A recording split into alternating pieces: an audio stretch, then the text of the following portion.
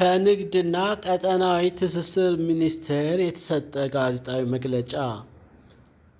መግለጫው በዓለም አቀፍ ወቅታዊ ሁኔታዎች ምክንያት የተከሰተው የነዳጅ አቅርቦትና የዋጋ ማስተካከያን ይመለከታል። በመካከለኛው ምስራቅ የተከሰተውን ጦርነት ተከትሎ ከየካቲት 21 ቀን 2018 ዓ.ም ጀምሮ የዓለም የነዳጅ ዋጋ በከፍተኛ ሁኔታ ጨምሯል።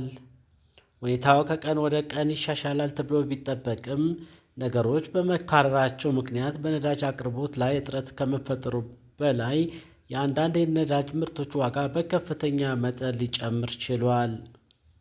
ኢትዮጵያ ከውጭ አስገብታ የምትጠቀማቸው የነዳጅ አይነቶች ነጭ ናፍጣ፣ ቤንዚን፣ የአውሮፕላን ነዳጅ፣ ኬሮሲን፣ ከባድ ጥቁር ናፍጣ እና ቀላል ጥቁር ናፍጣ ሲሆኑ የግዢ ሂደቱም በመንግስትና መንግስት ስምምነት እንዲሁም በዓለም አቀፍ ግልጽ ጨረታ የሚከናወን ነው።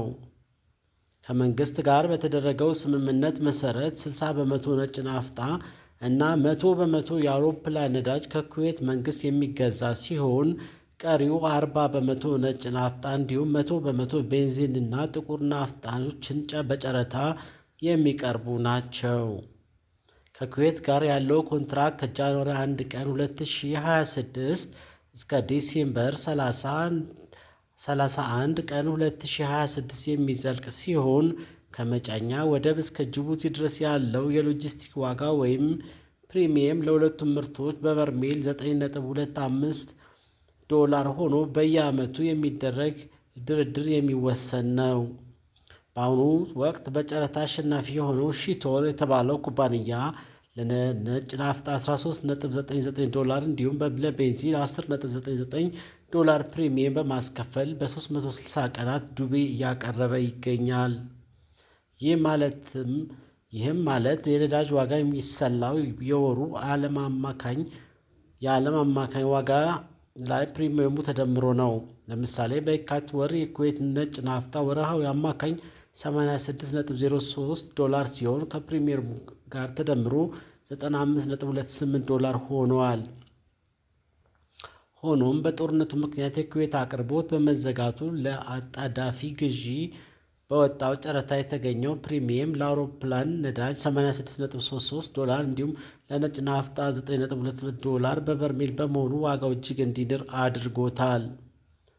የዓለም 1/5ኛው ድፍድፍ ነዳጅ የሚተላለፍበት የሆርሙዝ የባህር ሰርጥ በመዘጋቱ እንደ ሳዑዲ አረቢያ፣ ኩዌት፣ የተባበሩት አረብ ኤሚሬትስ እና ኢራቅ ያሉ ሀገራት በቀን የሚያቀርቡት 140 ሚሊዮን በርሜል ነዳጅ ተቋርጧል።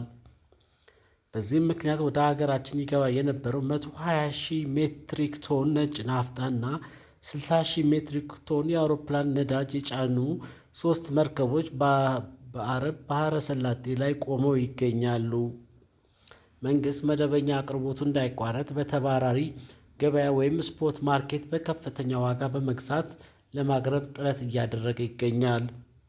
ሆኖም በመንግስት ላይ ያለው የድጎማ ጫና ከ272 ቢሊዮን ብር በላይ ደርሷል።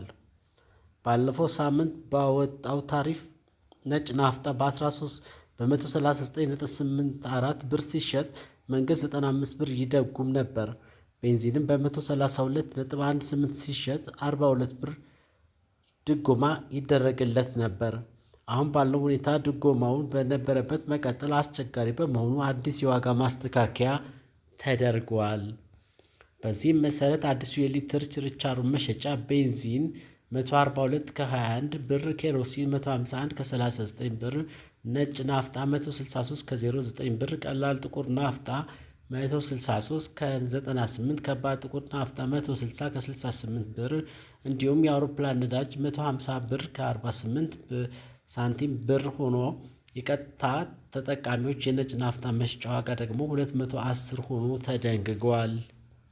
መንግስት አሁንም ቢሆን በ1 ሊትር ነጭ ናፍጣ ላይ 71 ብር እንዲሁም በቤንዚን ላይ 32 ብር ድጎማ እያደረገ ይገኛል። ይህ ድጎማ ባይኖር ኖሮ የናፍጣ ዋጋ 234 ከ17 ብር እንዲሁም የቤንዚን ዋጋ 174 ከ40 ብር ይደርስ ነበር። አሁንም ቢሆን የሀገራችን ነዳጅ ዋጋ ከጎረቤት ሀገራት ጋር ሲነጻጸር አነስተኛ ነው። ለምሳሌ በዶላር ሲሰላ በሀገራችን የናፍጣ ዋጋ $1.032 ሲሆን በኬንያ 1.374፣ በጅቡቲ 1.741፣ በታንዛኒያ ደግሞ $1.09 ነው። በአጠቃላይ ቤንዚን አቅርቦት ችግር የሌለ ሲሆን ነጭ ናፍጣን ጨምሮ ሌሎች የነዳጅ አይነቶች የአቅርቦት እጥረት እና ዋጋ ጭማሪ ቀውስ እስኪስተካከል መንግስት ስርጭቱን የሚከታተልና የሚመራ ቡድን አደራጅቷል። ቡድኑ በሚያዘጋጀው የአቅርቦትና የስርጭት ቅደም ተከተል የሚቀርበው ነዳጅ በቁጠባና በተቀመጠው የግብይት ስርዓት ብቻ እንዲፈጸም ድጋፍና ርብርብ ማድረግ እንደሚገባ መንግስት ያሳስባል።